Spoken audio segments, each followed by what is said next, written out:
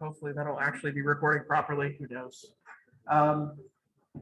Hope everybody's having a really good afternoon. I know that it's definitely starting to feel like the last couple of weeks of the semester. I know y'all are pretty beat down at this point, so just take a deep breath. We're almost there. I think it's only like 2 weeks of actual classes left, including this one, so not too bad. And I don't know if y'all noticed this, but we no longer have a lecture on Monday for that week of Thanksgiving. So you will not have a lecture for this class. I can't promise anything for anybody else, but at least you don't have to worry about coming here then. It actually worked out pretty well because honestly, those last 2 lectures that I do are kind of on the shorter side because I have a vlog segment that goes with it. But instead of having y'all just sit in here and watch it on your own, I'll just post it. So if you want to have access to it, you can, but if not, don't worry about it. So, and those added like 15 minutes, so it's pretty short. But yeah, as always, if y'all have any questions or anything like that, please feel free to let me know. I'm pretty accessible via email, and obviously, office hours are still going, so don't hesitate to stop me for anything. Yes. So Wednesday, I'm pretty sure is off for all classes. But Monday is usually, for whatever reason, UCF decides Monday and Tuesday only to go to school for Thanksgiving. So, I mean, it could be worse. I know some places, like the place that my wife used to work at, like they required her to come in on Black Friday too, which was awful because she literally would do nothing the entire time. But she still had to sit there and be there. So it could be worse, but still, yeah. UCF does require Wednesday through Friday, I think. That's awesome. So, but I'm not going to assign any weird projects or anything like that you already haven't been assigned. So, if you want to do like your Connecting with Bio 3 or your extra credit assignment during Thanksgiving, great.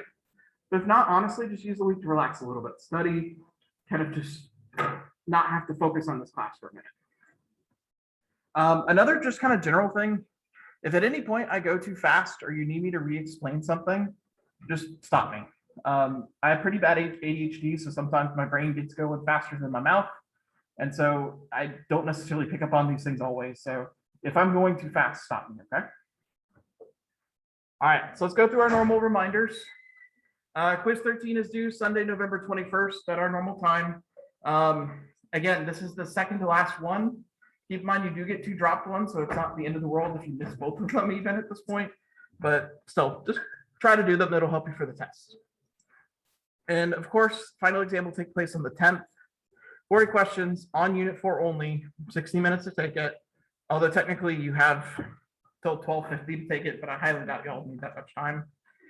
If you do take it through SAS, let me know, just because it might be a little bit funky with finals week. So I'm going to try to figure out all the ins and outs of that. I'm still kind of figuring out some things. But yeah, it'll be offered online and in person as well. So I'm going to just go ahead and print off 250 copies. So don't feel like you have to tell me if you're coming or not. So I kind of assume that most of y'all that are in here today will probably end up taking it in person. So also, don't forget about the extra credit assignment. I've seen a ton of people already do it, and I've been really happy with what they've turned it. It's been really nice. Some people have even brought in like where they specifically found animals, which is kind of cool. Some of the things that they've observed on campus, that kind of stuff. So take advantage of it. It should be relatively fun. I know it's not perfect, but at least it's something. And then finally, don't forget about the Connecting with Bio 3 assignment. I've graded like 20 or 30 of them already. So, about almost 10% of the class.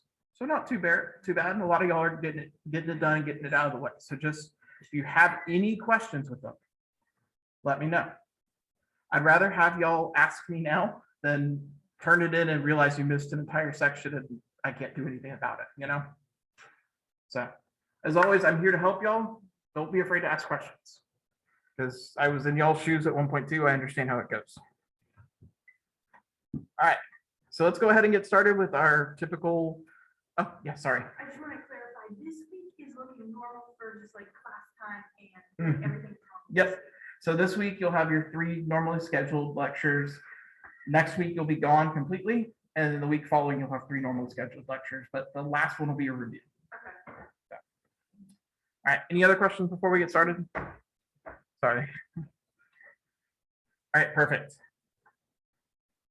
So today we're going to be following up on kind of a continuation of that communities and ecosystems chapter that we started with.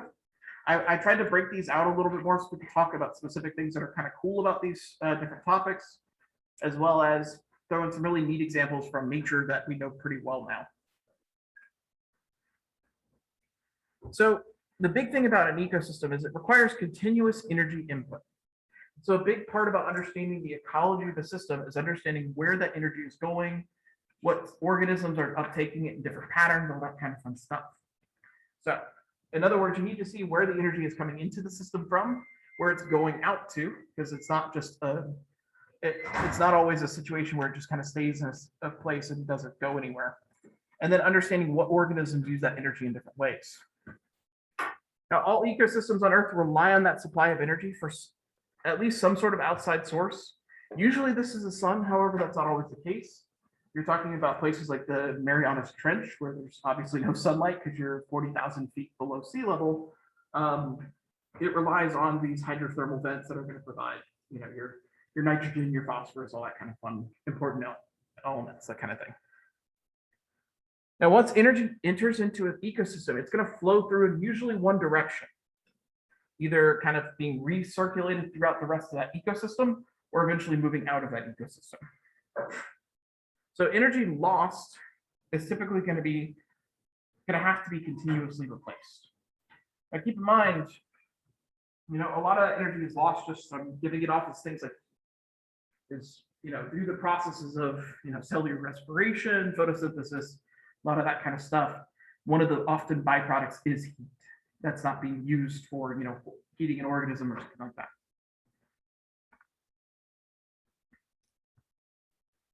Now, one of the ways we can monitor this energy and nutrient transfer is looking at something called a food chain. And I'm sure most of y'all have heard of food chains before. Obviously, we can talk about them in a fairly simplified way, especially if you've probably seen them since elementary school, but they can get incredibly complex very quickly. Ultimately, these food chains show that linear sequence of feeding relationships. So for instance, you're going to start down here with your inorganic nutrients, as well as the heat from the sun that's getting pulled in. And that's going to start with primary producers. Those primary producers are going to be eaten by your primary consumers. Those are going to be typically herbivores. Those are then going to be picked off by your secondary consumers, which is that first level of carnivores. And finally, it's going to end up in these tertiary consumers. This is kind of like your top predator. And depending on the system, it may go up to like 6 or 7 different levels. It just kind of depends. Now, ultimately, all of these things are going to produce detritus or just dead decaying matter, whether that be through feces, through just dying itself, that sort of thing. And all of that's going to be usually recycled by some sort of decomposer, typically fungi, but often bacteria as well. And that's going to recycle that back into those inorganic nutrients and kind of recirculate it all. It's truly the circle of life. Now, ultimately, an organism's trophic level describes its position in that food chain. So is it a producer, is it a consumer, or is it a decomposer? That's what we mean by its trophic level. So for instance, here in this situation, the trophic level for this tomato plant would be the producer, that sort of thing. Now, autotrophs are going to be making their own food. Y'all kind of already heard some of this already, so bear with me. The primary producers are your typical autotrophs. And again, this isn't necessarily just plants. There are other things that can fill this role as well, even some animals in some instances.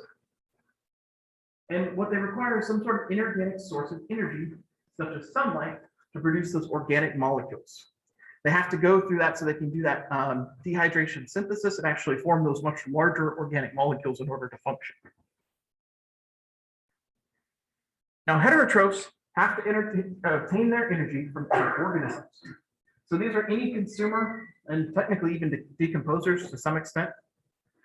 And they must obtain energy from either eating the producers or other consumers. So one of the things I do like to point out is that the structure of these things can radically differ based off of the type of environment you're in. For instance, oftentimes here when we think about the southeastern US forests, right? You think of how strongly it's focused on those producers, all the different plant types that might be eaten, and you may only have 2 or 3 levels of consumer. Whereas in a lot of marine systems, they often have dramatically larger levels of consumer because most of the producers are extremely small and all of that energy moves up relatively quickly. So you have 7 or 8 different levels instead of like 2 or 3. And finally, you have those decomposers, which are there to recycle that detritus. All these organisms are going to leave behind some sort of detritus consisting of dead tissue or organic waste, such as feces, like we mentioned. And the microbial fungi, as well as bacteria, are going to complete that recycling process. And they're going to do that by secreting enzymes that digest that remaining organic material and break it back down. So that way it can be used again. Now, otherwise, all these dead bodies and organic waste would tie up, and all this useful nutrients would just be kind of like stuck in a state that could be used. Now, keep in mind too, this is something that's kind of evolved over time. There wasn't always a decomposer that filled this role. So you may find situations, especially the farther back you go in geologic time, that there just weren't that many decomposers, or there weren't any at all. And keep in mind too, there's kind of almost a miniature steps to decomposers, right? You can have scavengers that occur on the animal side of things that are going to help break things down one step before they finally get to those that true decomposer level. Something like a vulture, which is designed to go out and seek carrion that's dead on the side of the road or something like that. That step helps to like cause that process to work a little bit more efficient. But again, it's not like this process is designed. It's just kind of there in nature, and it's all kind of evolved to fit this way. It's not like there's a perfect answer for this. It just kind of happens to work out that way. And as a result, you end up with weird circumstances that just don't quite fit the narrative.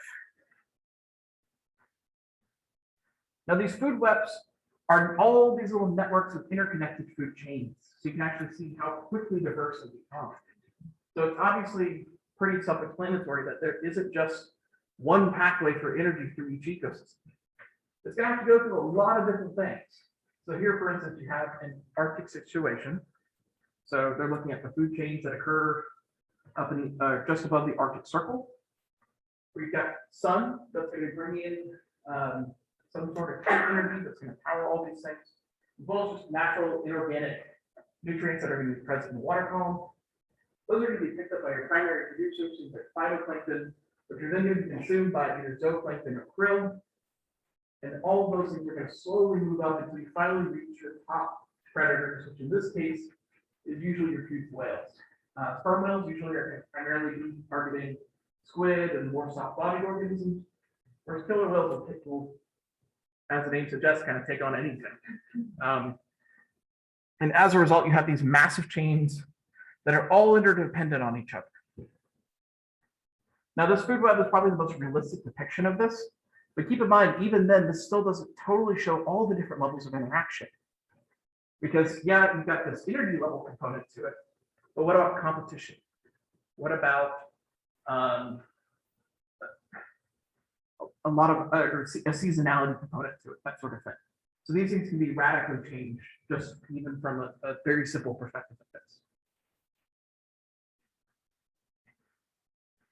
Ultimately, these food webs show organisms' interdependence on the environment that it's present in, as well as all the other organisms it may interact with.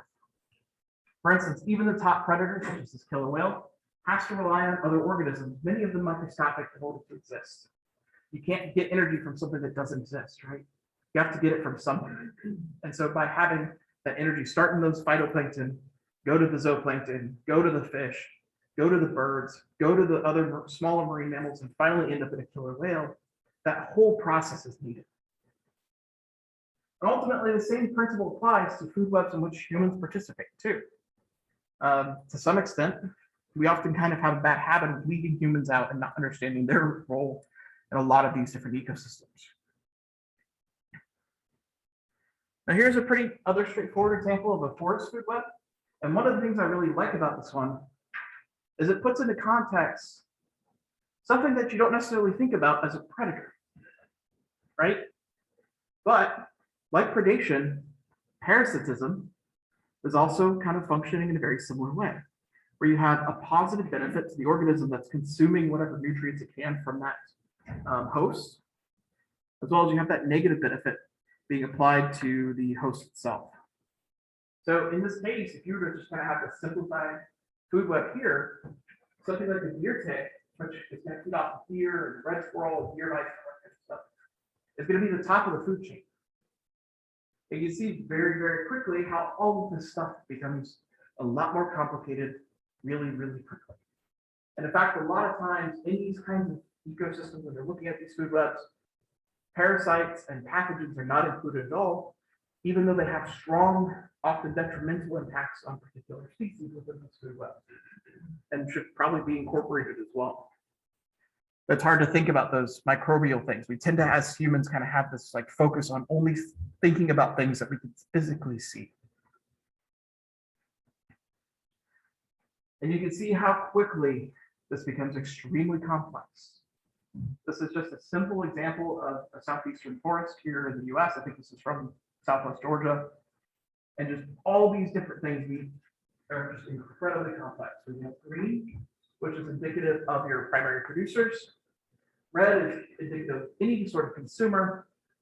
And finally, blue, which is indicative of pathogens and how they interact with that system as well. Now, ultimately, if you mess with the system, you can have something occur called a trophic cascade. Now, these occur when you remove an organism from an ecosystem and it causes a collapse in said ecosystem. This is often associated with extinction or extirpation of species or the introduction of invasive species, because now that you're putting something new into that system, it completely throws everything off. And these resulting systems can sometimes be recovered, but it's often an extremely damaging process to get back to that point. For instance, this is kind of that human element that I was talking about that can really affect these food webs and these food systems. And so understanding how, by either removing a species or adding a species, it changes that food web, it can be really important to understand what kind of impacts you're going to have long-term on an ecosystem, right? Those Burmese pythons have to eat something. And so if they're wiping out all the small mammals, what are the panthers eating? So here's the kind of classic example of this. This kind of concept really didn't get established in ecology until about the 1990s. And it was kind of an accident. So in the 1990s, they released gray wolves back into Yellowstone National Park. Through about the 1910s, 1915, it was thought that as conservationists, we should be removing wolves because they detrimentally hurt elk and moose and all that kind of stuff population. However, we've realized since then that that was kind of stupid. And as a result, in the 1990s, they got approval to actually release these wolves back onto the landscape. And something really interesting happened. So prior to this whole situation, obviously you have these wolves and these mesopredators, and often usually target as well, things like foxes, raccoons, that kind of thing. As a result, you have a much larger mix of large and small predators. And as a result, because of the pressures that they put on things like elk and deer and all that sort of stuff, it allowed for there to be a much more diverse plant community. And we'll talk about why that is here in a second. As a result of having that much more diverse plant community, you had a much more diverse songbird community. Because as always, if you change one little thing, it can have dramatic effects the higher up you go in this ecosystem. And ultimately, you have fewer larger herbivores with a little bit more of a mix of your kind of all your different herbivore levels. It wasn't all just big herbivores that are completely wiping out the plant situation. Now, after they removed those large predators and those small predators kind of dominated that system, they're going to take out a lot more of those smaller herbivores because they don't have that pressure from the wolves or the bears kind of suppressing them.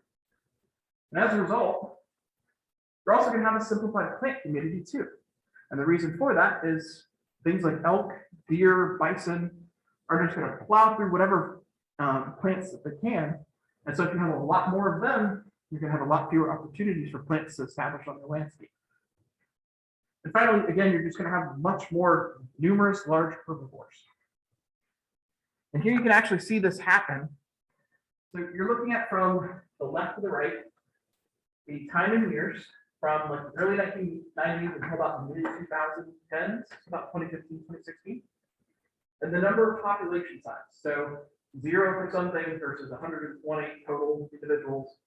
And what you can see is as they introduce these wolves, obviously their population increases. They take down a little bit of the population of elk, but not anything too substantially. So because of that predation pressure, the amount of browsing dramatically decreases over time. The height of aspen trees dramatically increases over time, depending on if you're in either an upland or riparian habitat. The amount of cottonwood went from basically nothing to dramatically more. So there's another whole other species of trees that's going to provide habitat as well as food for all the different organisms. Willows as well see a very similar habitat or shift. And as a result, things like beavers dramatically increase because now they have more food options. Now they have more resources to build their dams. And finally, you can see where the bison are now able to proliferate on the grassland side of things because the deer aren't eating all the food. So you can see pretty quickly, these small changes in the environment can have dramatic effects. And so I use that as kind of a cautionary way to say, be careful what you wish for. Here's another good example of this, with trophic cascades here in the Atlantic Ocean. Now, as I've kind of referred to a lot in this class, Peter eventually wrote the book Jaws, right? And when he wrote the book Jaws, and it subsequently got made into a movie, it sparked this big mass panic.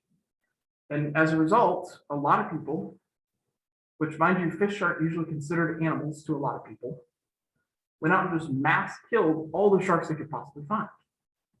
And as a result, you lost that top predator from these ecosystems. And just like in that wolf example, the mesopredators within these cow-nosed rays shot up. Now, unfortunately, these cow-nosed rays, what they're designed to do is eat little mollusks like clams, oysters, that kind of thing.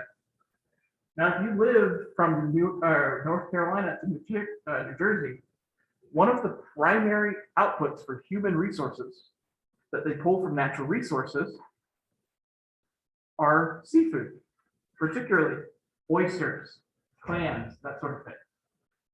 So if you're killing off all the sharks and it causes a massive increase in these cow-nosed rays, those have to eat something, right? So as a result, things like bay scallops, oysters, all that stuff's going to be heavily depressed as a direct result of that change in the environment. And so now we're starting to see this rebound a little bit. But again, it takes probably 20 to 30 years before this whole situation works out, especially when you're talking about long-lived species like sharks, which often take 10 to 20 years to reproduce the next generation. And finally, one more example that we've kind of alluded to recently. God, that is an awful figure, my bad. But the southern sea otters, which were wiped out as a result of fur hunting. And as a result, the entire kelp forest collapsed because they weren't controlling the populations of urchins that eat that kelp forest. So you can see very quickly in a lot of different circumstances that it's important to understand how these structures fit together and not to mess with them too much. There's entire fields of biology that all they do is model using very strong, powerful statistical approaches, often involving things like chaos theory and all that kind of fun stuff, to interpret what you would expect in a situation like this to happen if we were to just magically remove a species or add a species. Now, another thing that these trophic levels show us is, and can be represented on the kind of pyramid here, is how that energy is stored at each level. Now, usually you'd expect, based off of every jump between these levels, about a loss of 90% of that energy being given off as things like waste, heat waste, cellular respiration products that are given off through breathing, that kind of thing. Ultimately, that total amount of energy is trapped by all the autotrophs that an ecosystem is called that gross primary production. Now, autotrophs are going to use much of that energy for themselves, right? And so only about 10% of that is moved on to that first primary consumer. And now, obviously, those primary consumers are going to use a lot of that energy themselves. And so only about 10% of that is moved on to the next population. Ultimately, this is where you're going to lose a lot of that heat energy that's being given off in these food webs. This is a substantial loss of energy every single time that transfers from one trophic level to the next. And again, on average, about 10% of that energy is lost at every trophic level. Ultimately, ecosystems therefore require constant energy input from some source, whether it be through sunlight, whether it be through those hydrothermal vents, all that kind of fun stuff. Now, one thing I do want to point out is that relatively speaking, obviously, if you're consuming things that are lower on the trophic level, it's going to be more energy efficient, right?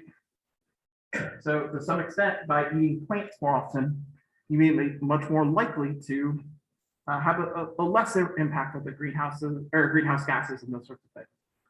Because you don't have to go from plants to cows.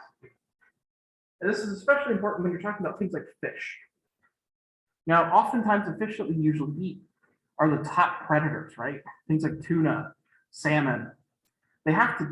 That energy has to flow from one level to the next before they finally end up in that top level. So the lower down you kind of eat your fish level at, more likely you are to use less energy to get to that point, and thus be more efficient. And it's not just from a global warming perspective, that's also really important if you want to make sure you're feeding everybody in a reliable and sustainable way. So for instance, probably a lot more, even though tuna probably tastes better than tilapia 99% of the time, you don't necessarily want to eat tuna just because it's going to take more time and more energy you get from the same amount of poundage of food than you would in a tilapia. In fact, tilapia can almost go entirely herbivorous, and it causes them to grow a little bit slower, but if you supplement that with some protein, they usually grow a little bit faster too. So there's a lot of things you can kind of mess with. Now, one of the other reasons why you don't want to focus on eating organisms at the top of that food chain is something called biomagnification. Now, in biomagnification, basically what it's saying is that at the very bottom of the food chain, right, there's probably X amount of a chemical you don't want to eat. Maybe really high levels of mercury, xenon gas, that kind of thing. Now, as that energy moves up, it's going to build up in concentration because you're consuming a lot of those organisms. And as a result, you're going to have to put that somewhere.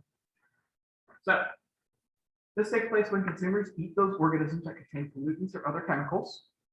And ultimately what happens is these pollutants and other chemicals that dissolve in the fats and are not easily degraded are going to accumulate in those tertiary consumers, such as people, a lot easier than they are going to at the earlier levels. And thus, it's one of the reasons why, especially during pregnancy, they often tell you to avoid eating fish. And often it's very specific kinds of fish because they don't want you eating that top level that's going to be more exposed to mercury. Now, mercury in particular is often very biomagnified in most situations. This could come from a couple different sources, typically from coal-fired power plants, and as a result, they've got a lot of scrubbers on them nowadays. But it's hard to, fix hundreds of years worth of problems in just 20 years since then. And as a result, that mercury got released into the air and the water.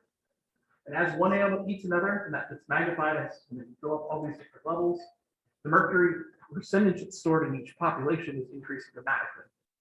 And as a result, that top predator is going to accumulate a ton of that mercury in its tissue. And here you can see how this works out, where something like a shark is going to have 979 parts per million, so still fairly low concentration, but pretty high in general of that mercury, where something like fresh tuna is going to have about 0.4, shrimp is going to have 0.001, and plankton is 0.00001. And now this red line here that you see is that maximum advisable amount that they say you should consume. In fact, that's oftentimes why you see, particularly with swordfish, there's a recommendation against eating it, because oftentimes that has bioaccumulated a lot of that mercury and it can be pretty dangerous for you to eat a lot of it. Last thing you want to do is lose your mind. And here you can see this with just a lot of other different species. This is put out by the Monterey Bay Aquarium that does the Safe Watch, which is basically a program that looks at all these different fish species and kind of evaluates them from a sustainability perspective, as well as things like mercury and other contaminants as well. Really cool. Yeah. The mercury because we feed them the gas stuff or is it natural? It's primarily non-natural, unfortunately. So it's basically you had a lot of accumulation of these like really nasty heavy metals that show up in things like coal. And when that gets burned off, that gets kind of released into that smoke. And that's what's ending up in the water and in the air. So it's not always human caused. There are situations where these heavy metals in particular, things like cesium, mercury, do come into the world via like volcanic eruptions, that sort of thing. But typically it's caused through human issues nowadays. Now, one thing we've kind of been alluding to is obviously, all this energy is cycling, but what about those inorganic nutrients that are also present in each of those systems? Now, obviously, all life must have to use some of those elements from somewhere. So we need to know where that's coming from and how it's flowing through that system as well. So this kind of takes a big focus into looking into these biogeochemical cycles, which is the interaction of organisms and their environment to continuously cycle and recycle these elements. Now, this is kind of gets complicated when you think about things like agriculture, right? Which is one of the reasons why we use fertilizer, because when you're doing something like agriculture, you're trying to farm a very small plot of land with a high amount of energy or high amount of food. You then harvest all that and it goes somewhere else. So in other words, all those elements are constantly recycling. Now, elements are usually distributed among a bunch of different storage reservoirs, and they have to transfer among these 4 major reservoirs for the basis of that biogeochemical cycle. In fact, we have an entire lab on campus here that all they do is look at the interaction between little tiny microbes, plants, and the soil and see how things like nitrogen, phosphorus, and a bunch of other things kind of move around. Because while it's pretty bad to have a small amount of them and you're not going to have any production that way, it's also usually pretty bad to have too much of something. Things like red tide and the big harmful algal blooms are usually triggered by having too much things like phosphorus or nitrogen in the system. So ultimately, again, you have to look at how everything is moving around these 4 big reservoirs: the atmosphere, the water, the organisms, and the soil. Now, these transfers among these reservoirs are the basis for that biogeochemical cycle. And you're going to have inorganic elements that are going to come from the soil or from the atmosphere. They're going to be absorbed by those autotrophs and be converted into organic versions of things. So for instance, if you're talking about nitrogen, you're going to go from that atmospheric nitrogen gas. That's then going to be converted through either some sort of microorganism or plant into a useful version of that nutrient, something say nitrate.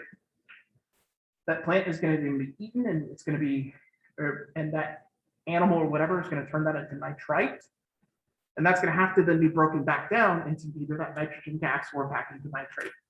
So it's a lot of chemistry really quickly. It's not something I usually study, honestly, but it has incredible impacts on how all these things move through the system. Ultimately, all of these elements are going to have to be released back into abiotic reservoirs at some point in order for the cycle to continue.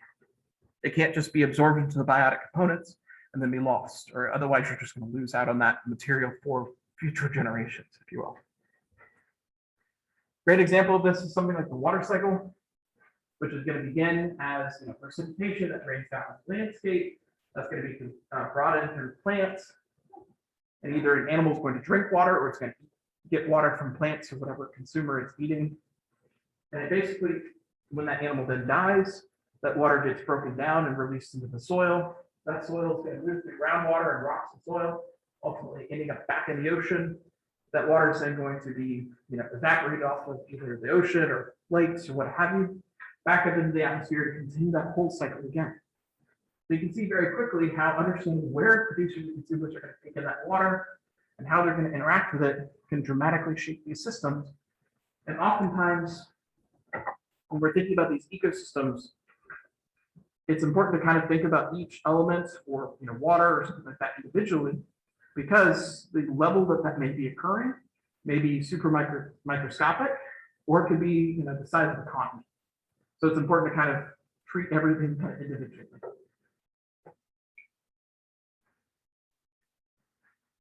Now, ultimately, like I was mentioning, water is transferred from the atmosphere into those organisms. That water is then able to cycle through that atmosphere. All that kind of fun stuff. We've been through it. All right. So autotrophs are also going to contain things like carbon through oxygen or as CO2. So for instance, plants are going to take in CO2, go through photosynthesis, and as a result, they produce oxygen and water, correct? So that what they're bringing in that CO2 to harness that inorganic carbon and turn it into something useful like glucose. That's what's happening in this process. And remember, this happens at both that plant level as well as small microbial organisms that also have chloroplasts as well. Those producers are going to store that carbon during photosynthesis and bank it into that more useful form. And that carbon is then going to be released during cellular respiration, both either in the plant or in a consumer later on down the line.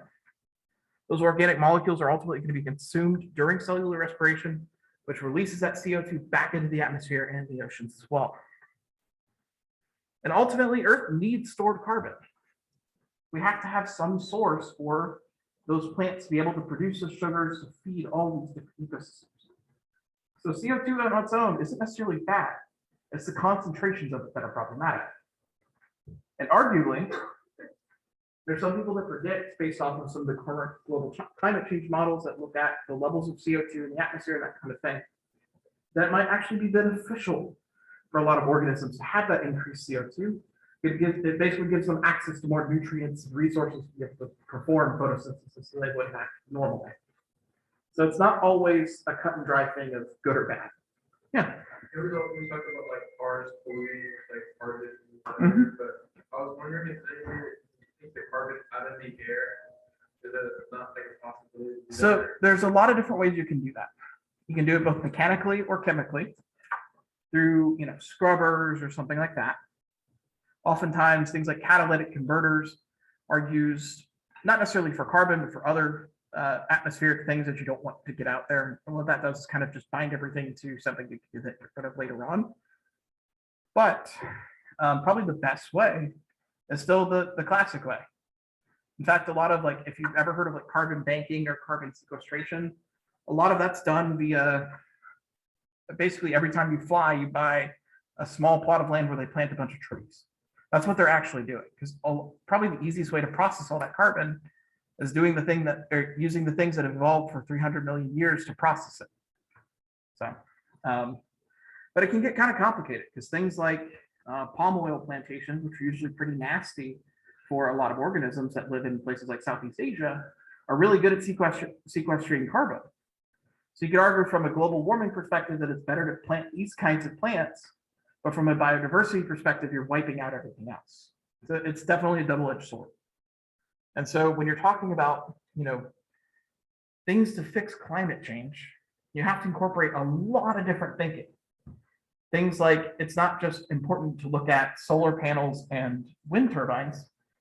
You probably have to consider things like hydroelectric or nuclear power, because those are not nearly as detrimental as things like producing solar panels. But definitely evaluate when you're looking at how people try to solve global warming, and if everything fits their goals for other reasons, they may not necessarily be honest brokers. That's all I'll say about that. Now, finally, one other big one I really want to kind of focus on is nitrogen. Nitrogen is an incredibly important component of things like proteins and nucleic acids. And nitrogen is really abundant as a gas in air, but most of the organisms cannot use that form. So you have to have some way to convert that into that useful nitrate and nitrite. Oftentimes it's done through microbes. Typically you're going to have a bunch of little microbes that can either be housed inside of plants or just be found in the soil that are going to go through nitrogen fixation, which is where they convert that atmospheric nitrogen gas into those NH4 nitrate ions, which is then going to allow those producers to use and absorb that for their own growth and reproduction. And again, like all of these things, the nitrogen is going to cycle through all of those different organisms where you're going to have the producers absorb that nitrogen from the soil. And the herbivores and predators are going to obtain that nitrogen through consuming the producers. And ultimately, it's going to have to end up back into the soil somehow, way, shape, or form. Finally, you're going to have there's other microbes that also live in these same soils, or potentially even the same ones, depending on the situation. That they're going to take this ammonia, ammonia, that's what you're usually getting off of things like urea, right? Ammonia, which is NO minus 2/3, that's going to have to be absorbed and then through the process of nitrification, turned back into that nitrate so it can then be reused. Because obviously you have to, each form is only usable by a certain organism, and so you have to convert it to each form in order for that to be accessible. That makes sense. And finally, through denitrification, those bacteria can convert nitrate and nitrite back into that nitrogen gas and gets released back into the atmosphere. Now, this is really important for a lot of different reasons. Again, it's a terrible diagram on my part. Bear with me. It just does not get blown up. But one of the reasons why for the longest time, we couldn't, farm fish other than fish that could handle being in really crappy environments like bettas or cyprinids, things like carp, is because we didn't understand this nitrogen cycle very well.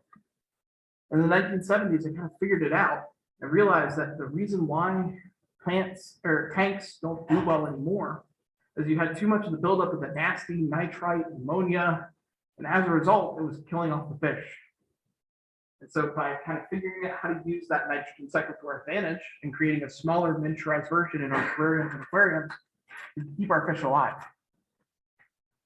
This is probably the most important nutrient when it comes to housing fish, is understanding how that nitrogen is moving through that cycle. So hopefully your bettas that are living in your dorm rooms are going to survive a little bit longer. Then of course you're going to get things like phosphorus, which is also an essential nutrient. It's obviously a big component of nucleic acids, ATP, membrane phospholipids. Pretty straightforward. And again, you're going to have to understand that just like everything else, you have these phosphate rocks, rich rocks that are going to be broken down into more usable phosphate. And ultimately, it's just going to kind of keep cycling through. As the big picture thing I want you to take away from this is that all of these elements are going to move from organism to organism, back into the atmosphere, back into the soil, constantly just cycling and cycling and cycling. And thus, it's really important to understand that you need to try to find ways to keep these in the same system without it kind of flowing out and being used or adding too much to a system and causing other issues.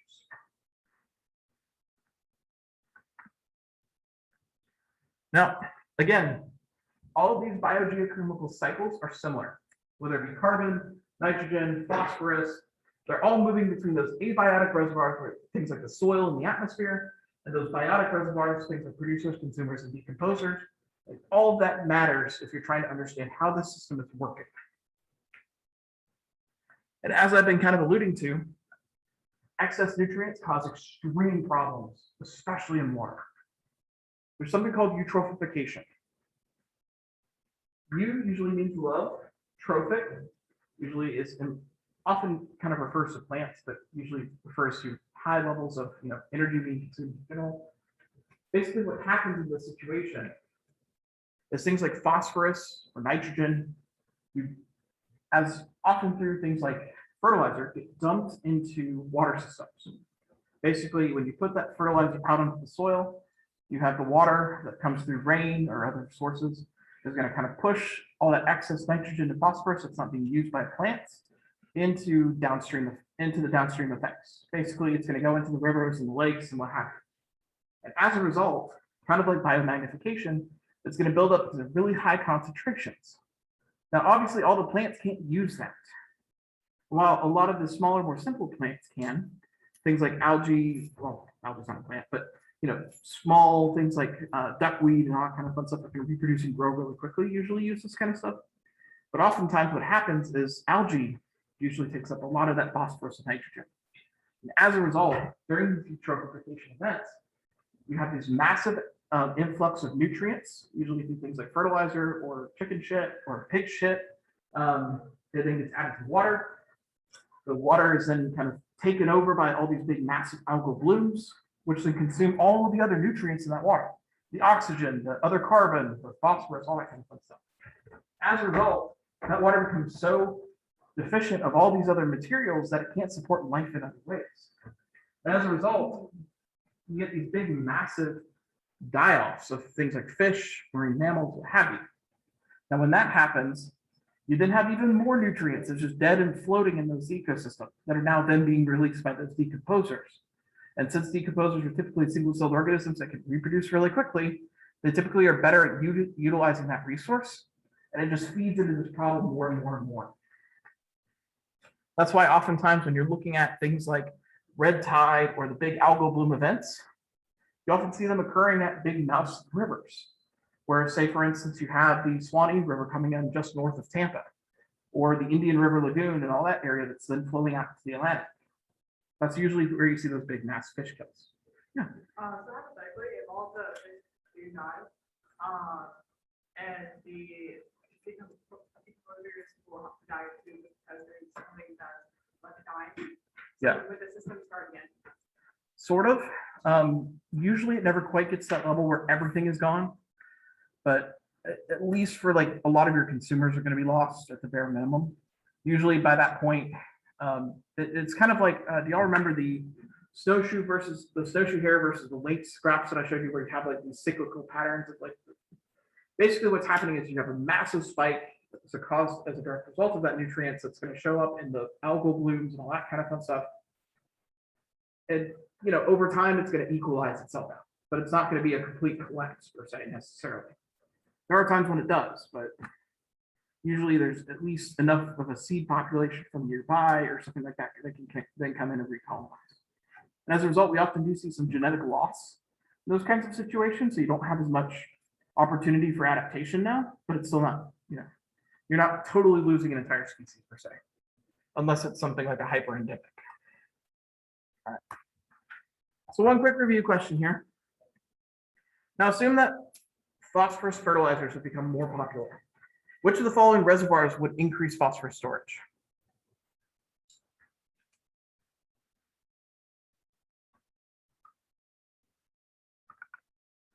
That is a terrible question. I don't even know why I put that in there.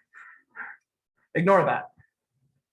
I'm not going to ask anything like that on the tests because honestly, the big picture I want you all to take away from it is all the stuff is cycling.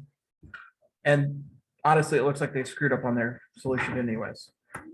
So, as always, you remember the quiz 13 is due at the end of the week at the same time, same back channel, all that kind of stuff. Again, 2 more left. Get them done. Final exam is, as we mentioned, on the 10th at 10 a.m. Come in here, be ready to take it. It shouldn't take super long.